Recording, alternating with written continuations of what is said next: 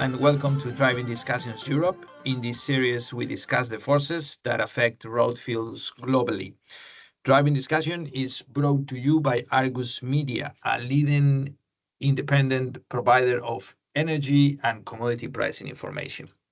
European diesel demand has remained very weak for several months now, and as time passes by, more market participants start to see this weakness as structural.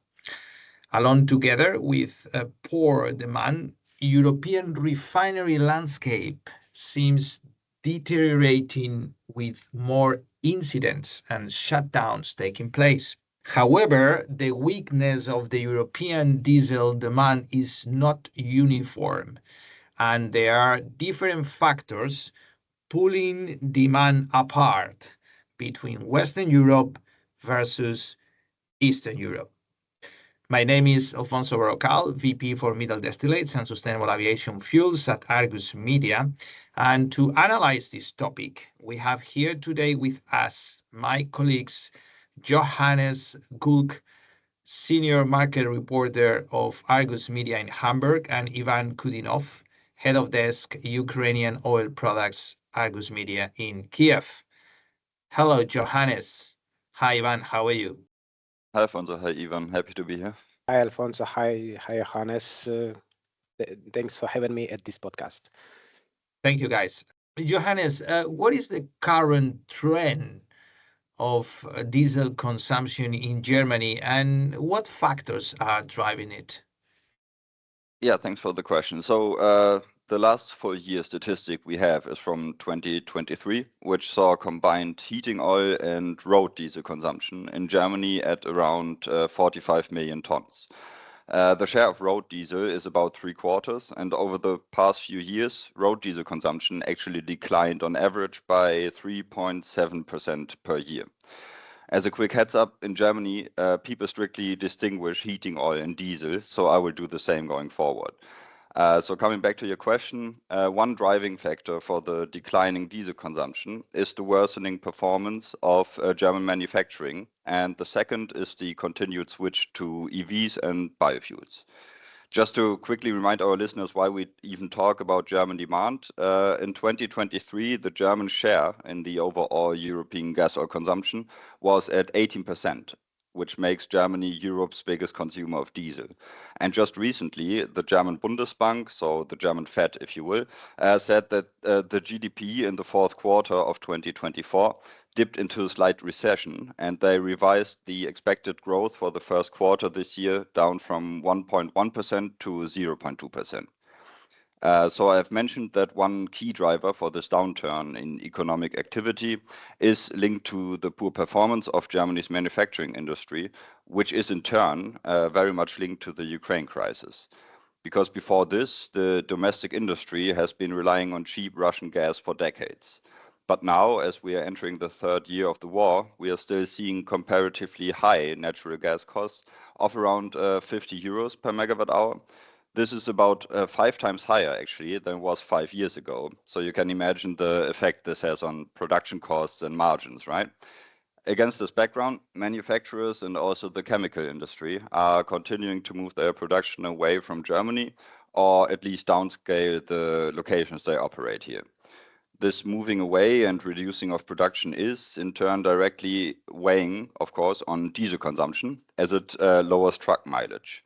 The so-called truck toll driving activity index, which monitors how many trucks are moving goods on German motorways, fell drastically at the beginning of 2022 and continues its downturn before stabilizing last year, but it still remains below pre-pandemic levels. Naturally, now there is a lot of discussion in Germany on how to best navigate out of this difficult situation, right? But maybe more on that later. Thanks, Johannes.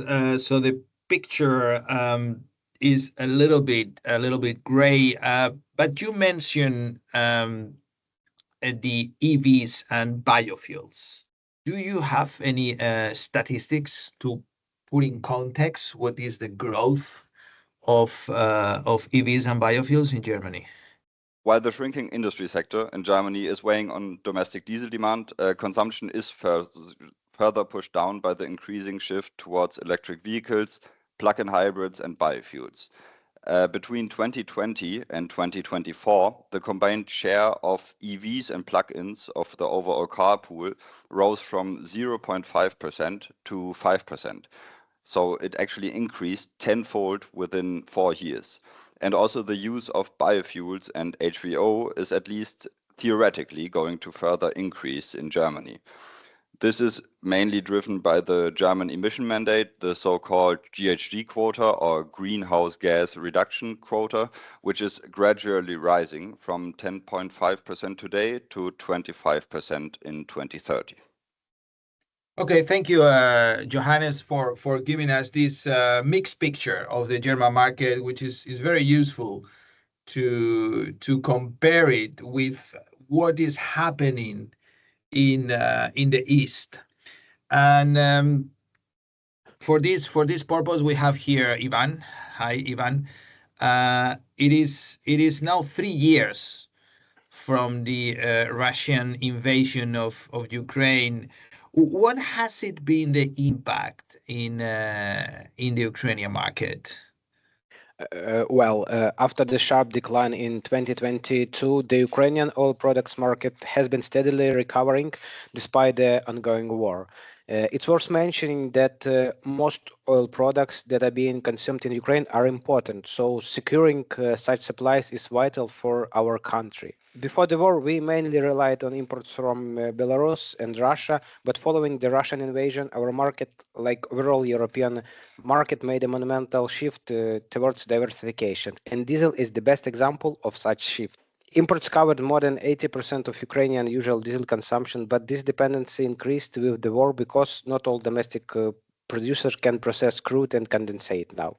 We estimated that total diesel consumption in Ukraine was around 7 million tons in 2024, which is about the same as in 2023.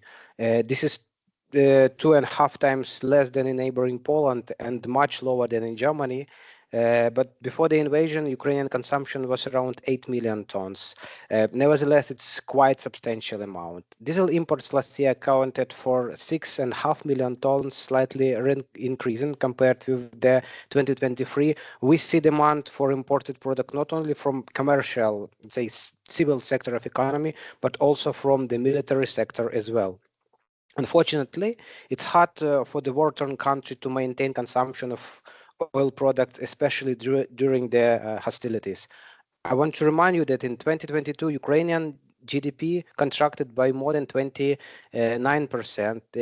It rebounded later by 5.3% in 2023 and by almost 4% last year. But anyway, you could imagine the extent of damages for our country and for our economy. So returning to the supply side, strong reliance on imports means that Ukraine plays a significant role in diesel flow across Eastern Europe and Western Black Sea region.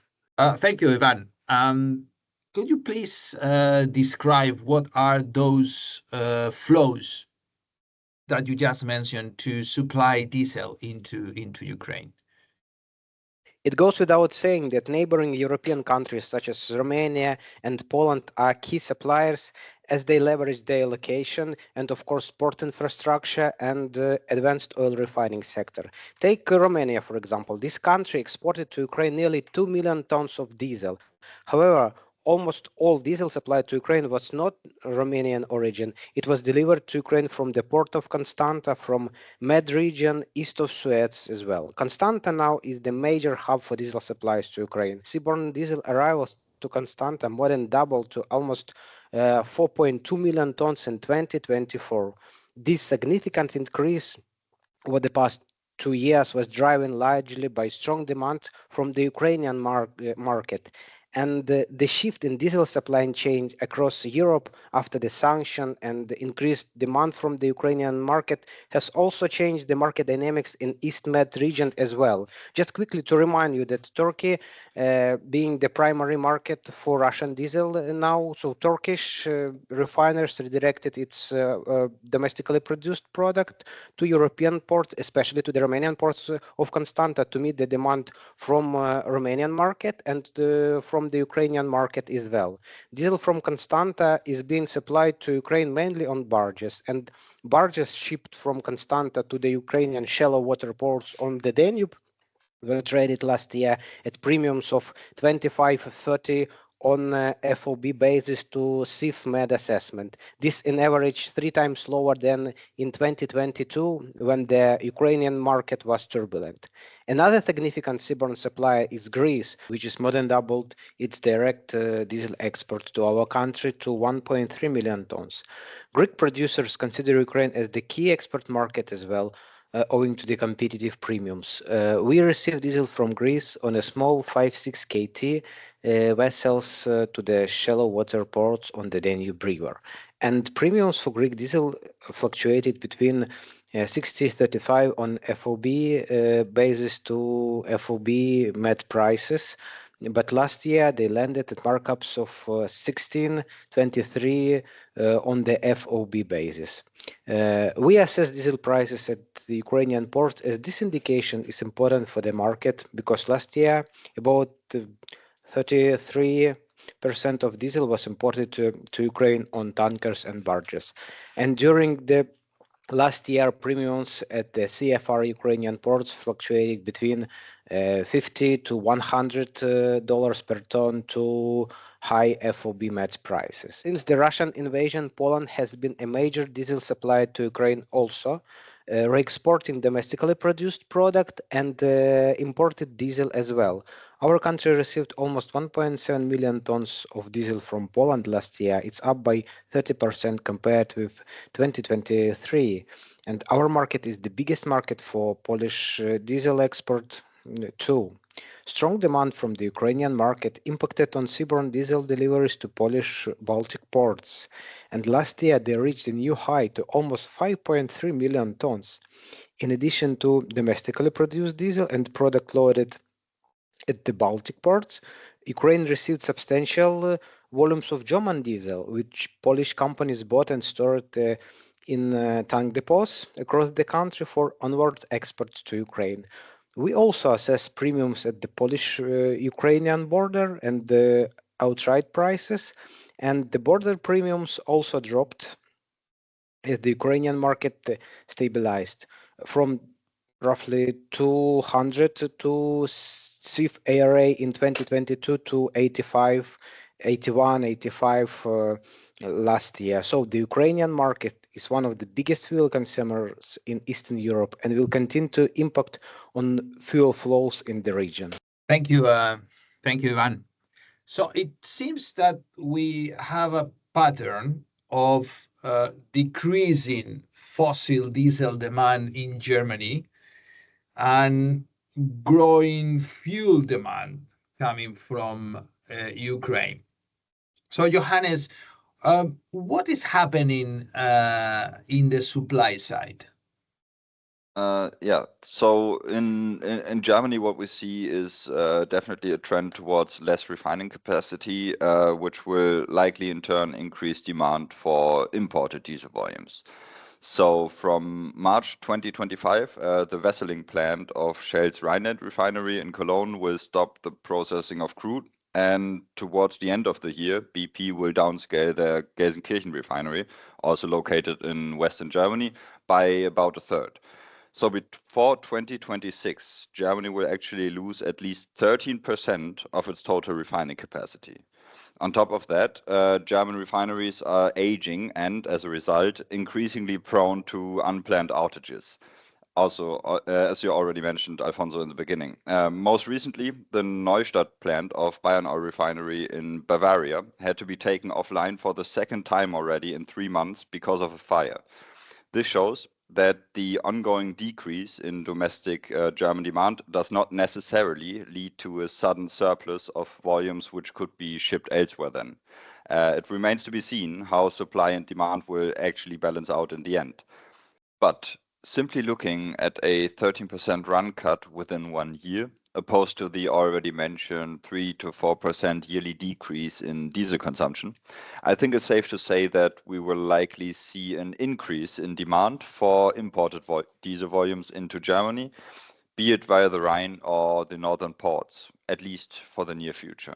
So thank you, Johannes. So it seems that supply it could be falling faster than demand, which obviously implies diesel volumes being imported, and we can see actually those flows of diesel coming into not only Germany but generally speaking into Europe. Those diesel cargoes coming from the US or from Middle East or India. If we look at future now, I would like to ask Ivan, what is the view on the Ukrainian market in terms of future demand? I'd like to emphasize that there was a substantial fuel crisis in spring 2022 in Ukraine when filling stations were dry because of the invasion. But our market quickly managed to find the new routes of supplies, and frankly, I doubt that we could face such a shortage and tightness again as we experienced at the beginning of the war. It goes without saying that now our demand is subdued owing to the war, but now our fuel market is quite diversified. It completely in line with other European countries in terms of imports. For instance, we receive diesel from the United States, Kuwait, Saudi Arabia, Sweden, India, and from other directions as well. And with peace returning to Ukraine, fuel consumption will grow along with the recovery of our economy. So we do hope so. Thank you, Ivan. If we want to look at future projections in Germany, that starts with the federal elections taking place now in February. Johannes, is this trend away from fossil fuels in general and diesel specifically about to change with the elections, you think? So, as I already teased in the beginning, energy transition and energy costs in general are currently big themes in Germany and, of course, also in the upcoming election. Since here you usually have to form some kind of coalition government, right? The plan put forth by each party is not set in stone, or at least in parts up for discussion. But still, when we simply look at the programs of the three parties which are most promising to play an important role in the next coalition, namely the conservative CDU, the Social Democratic SPD, and the Green Party, I would say that generally the shift to EVs and more biofuels will definitely continue. Their positions might differ on the role which internal combustion engines, then likely purely running on e-fuels or biofuels or whatever, will play in the years ahead. But all of them acknowledge the Paris Agreement and EU as well as domestic climate mandates. The only party seriously considering abandoning all these climate agreements and even lifting sanctions on Russian oil and gas is the far-right AfD.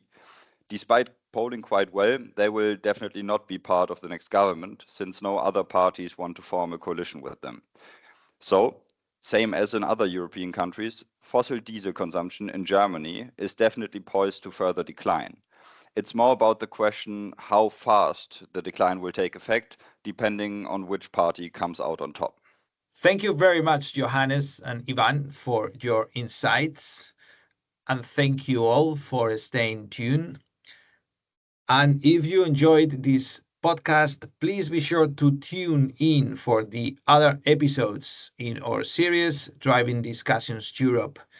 And for more information on Argus Global Refined Products coverage, please visit argusmedia.com/oil-products. Stay safe and see you next time.